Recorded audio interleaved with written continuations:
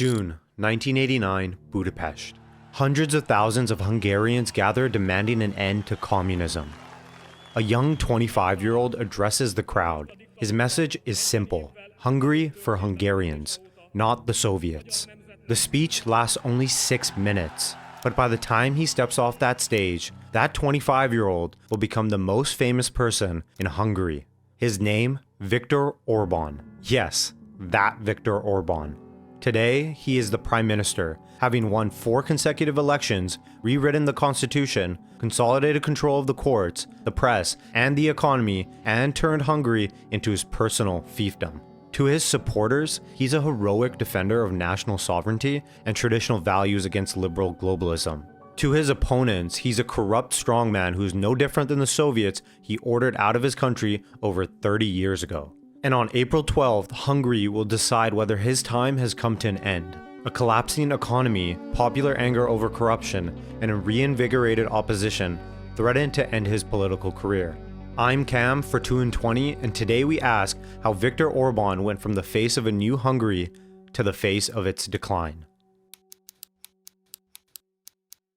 To make sense of Orban's present, you have to understand his past. And so Andrew from the 2 in 20 team looked into the history of the EU's longest-serving leader. Take it away, Andrew. Our story starts in 1956. Hungarians took to the streets to demand independence from the USSR. The Soviets responded with tanks and bullets, killing thousands, and Hungary stayed locked behind the Iron Curtain. 7 years after that failed revolution, in 1963, Viktor Orban was born in a village outside Budapest, the son of an agricultural engineer and a teacher. Though the family was initially poor, Orban's father was a strict and ambitious man. He rose the ranks of the local farmers' cooperative, and in doing so, made enough money to send young Viktor to the University of Budapest, the best in the country, to study law. Orban was a precocious but argumentative student, and he had 2 clear interests: politics and football. He even went on to play semi-professionally in Felkset, the town where he grew up, while he was in office. Being student activist in communist Hungary made you a dissident, and that's exactly what Orban became. As communism crumbled in the late 1980s, he travelled to neighbouring Poland to meet with members of the country's anti-communist solidarity movement, and in 1988 co-founded his own Hungarian movement with other students from his university. In 1989, with the regime on its deathbed, its monopoly on truth started to unravel. The leader of the failed 1956 revolution, Imre Nagy, had been executed as a traitor, but was reburied as a martyr in a public ceremony attended by 250,000 people in June 1989. And it was here that Orban seized the moment, delivering the impassioned call for Hungarian sovereignty that officially hard-launched his own political career. The timing was perfect. Communism officially ended in Hungary in October 1989, giving way to fresh elections the following year. Orban led his student democracy movement into these elections, winning 22 seats in the National Assembly with around 9% of the vote. The movement was then a centre-left opposition party and was already known as Fidesz, or the Alliance of Young Democrats, and it's the very same party that governs Hungary today. But Fidesz didn't stay moderate for long. Instead, it evolved along with its political fortunes, becoming increasingly conservative over the 1990s. And it didn't stay in opposition either. In the 1998 elections, Orban led Fidesz to win a parliamentary majority and became Prime Minister aged just 35. But unfortunately for Orban, the good times couldn't last, and the party lost the 2002 elections, sending him back into opposition. But he fought his way back again, and he returned with a thumping 2/3 majority in the 2010 election, beginning his 16-year and counting stint at the top. Orban started his career as a liberal activist fighting for freedom from an oppressive, foreign-backed communist regime. But today he is almost the exact opposite, an arch-conservative fighting for traditional values and sparring with the EU's liberal elite in Brussels. But if you trace his past, you see the common theme. Orban's political identity is built on controversy and fighting against what he sees as foreign rule, either from Moscow or from Brussels. And knowing that is key to making sense of what he's done with his 16 years in power. Real quick, over 96% of you are not subscribed. It takes 2 seconds and helps the channel a ton. Plus, it's the only investment you can make today that's guaranteed to beat inflation. Now, back to the video. Since his return to the premiership in 2010, Orban has radically reshaped both Hungarian and European politics. Orban's offer to Hungarian voters has been built on two main promises: sound economic management and defense of so-called national Christian values from what he views as a globalist threat from abroad. For much of his tenure, Hungary has enjoyed strong economic growth, with an average growth rate nearly double that of the rest of the EU from 2010 to 2019. But the lasting legacy of his premiership will of course be political. Like we said before, despite starting out as a liberal activist, Orban has pushed a conservative, populist agenda that has eroded Hungarian democracy and enriched his allies.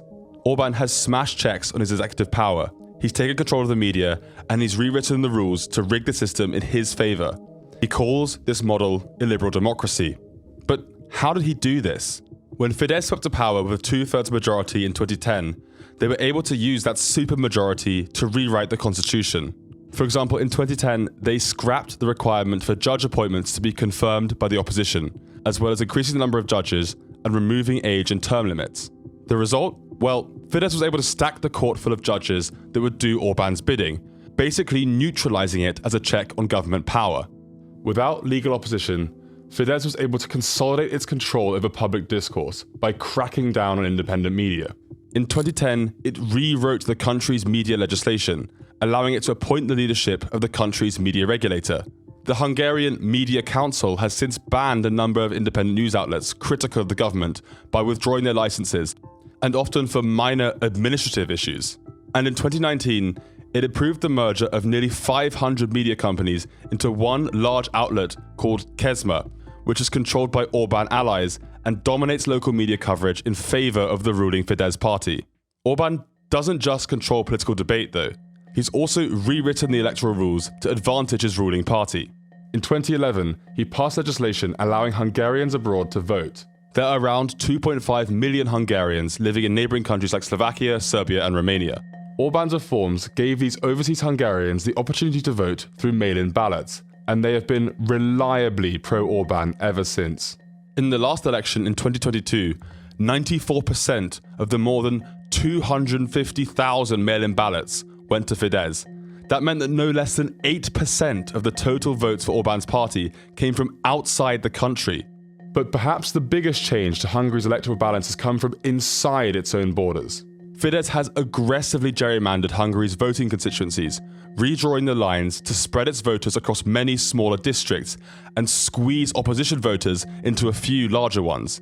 This makes the electoral math a lot easier. In 2014, they were able to win 91% of the constituency seats and get a 2/3 majority with only 45% of the popular vote. And people think the US is bad. In 2022, they could have won with 43% of the popular vote. The opposition, however, would have needed 54% to get the same number of seats. The result of all of these factors is that Hungary's elections are free, but not fair.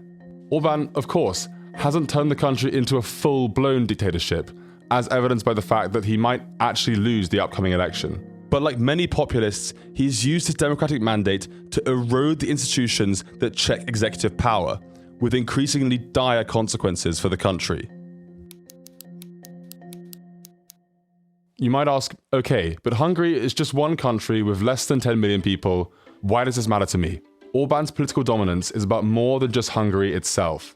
The country is a darling of the global populist right, and Orban enjoys close relations with Trump, JD Vance, and European figures like Marine Le Pen. He projects his power well beyond Hungary's borders, and has used this to disrupt the EU's foreign policy agenda. You can see this first during the EU's migrant crisis, in which Orban has consistently refused to accept asylum seekers under Brussels relocation schemes. But the really big one is Ukraine. In response to Russia's invasion in 2022, most of the EU decisively backed Kyiv, blaming Putin for the conflict whilst arming Ukraine and trying to wind down their imports of Russian oil and gas. But not Orban. Since the start of the war, he's visited Russia 3 times and blocked new sanctions against Moscow whilst blasting European leaders as warmongers for their pro-Ukraine stance and endorsing a Kremlin-backed peace plan. Since the war, Hungary has actually become more dependent on Russian energy imports, with Russian oil growing from 61% of Hungary's imports before the war to a massive 93% in 2025, most of which comes through the Druzhba pipeline, which crosses the territory of Ukraine. In March this year, Orban used his veto power to stop a €90 billion aid package to Ukraine as part of a dispute over damage to the pipeline, as well as halting gas sales to Ukraine until the Russian oil starts to flow again. In his words, no oil, no money. And so it's on this point that Orban's story truly comes full circle. Orban came to power as an activist against control by Russia, but now he rails against EU interference while seeking a closer relationship with Moscow. By the way, if you want to learn more about Russia under Putin, check out our video on it here. However, for Orban, it is no longer Russia that threatens Hungary's sovereignty, but Brussels and now increasingly Ukraine. As a result, he's become Brussels' troublemaker-in-chief and a persistent thorn in the side of European unity. And that makes one thing clear. Whether you love him or you loathe him, you cannot ignore him. Orban has been an almost unstoppable force in European politics for more than a decade. But now it looks like there might just be a new character on the political scene. Enter Peter Magyar, a charismatic leader who has risen from relative obscurity to the leader of Hungary's main opposition party in just over 2 years. Previously a member of Orbán's Fidesz party and husband to Orbán's then Justice Minister, he dramatically turned on the Prime Minister in 2024 when he released a secret recording of his ex-wife talking about a presidential pardon for an official involved in the cover-up of a sexual abuse scandal at a children's home in Budapest. The recording triggered an explosion of public anger in the country and led to his wife resigning from all of her political positions. Now that's definitely one way to get back at your ex. Since then, he's continued to rail against corruption in the governing party, and in July 2024, he became president of the opposition TISA party. The party is now the favourite to win the upcoming election, polling at 46% in late March, while incumbent Fidesz was only 30%. But Peter Magyar's rise is not solely about him or his message. He's also riding a wave of discontent with the Orban government over corruption and the state of Hungary's economy. Hungary's economy has been dismal over the last few years, battered by high inflation and deteriorating relations with the EU. The economy plunged into recession in 2023, with GDP falling by 0.9%, while inflation soared to 17.2%, the highest in the whole EU. And things haven't got a lot better since then, with growth of only 0.6% and 0.5% in 2024 and 2025. What's worse is that these woes are actually in large part the product of Orban's own decisions. Hungary's weakening rule of law has meant that the EU has frozen funds allocated to the country to support its economic development. In 2024, it was the third largest net recipient of EU funds, with net inflows of around 1.7 billion euros. EU cohesion funds, designed to support economic development in Eastern Europe, have accounted for 3.5% of GDP each year between 2004 and 2024. Some 17 billion euros from the EU to Budapest are currently frozen, representing around 9% of the country's GDP and a major blow to public finances. Putting it simply, Hungary is economically dependent on the EU, and Orban, well, he's biting the hand that feeds. And to make matters worse, Orban's decision to rely so heavily on Russian oil and gas imports has left the country heavily exposed to fluctuations in global oil prices. The government subsidizes electricity for households to control prices, but the result is that the state must pick up the bill when prices soar. So the recent surge in oil prices following the war in Iran has already led ING to slash their growth forecast of the country from 2.3% to 1.7% this year. And it's not just about the economy. Hungarians are also increasingly tired of a government they perceive as being corrupt and oligarchic. According to the Financial Times, since 2010, some 14% of Hungarian government funds in state tenders went to companies owned by 13 close associates of Orban, totaling more than 28 billion euros. Hungary has declined sharply in measures of clean government and now ranks as the most corrupt country in the EU, achieving the same score as Burkina Faso last year. So the upshot is that Peter Magyar's winning argument so far has been to connect the economic challenges Hungarians feel to Orban's own anti-democratic domestic agenda. Although the system has been rigged in his favor, Viktor Orban's position has never looked more shaky than it is now. He leads a long-term incumbent government weighed down by corruption and inflation. But even if Peter Magyar sweeps to victory in April, Orban's influence will be felt for years to come. Orban has reshaped the debate around key issues in Hungary like Ukraine so thoroughly that even his opposition broadly agrees with him. And from the courts to the media to the electoral system, Fidesz will maintain influence over the levers of power, giving the party the tools to hamstring whatever government comes next.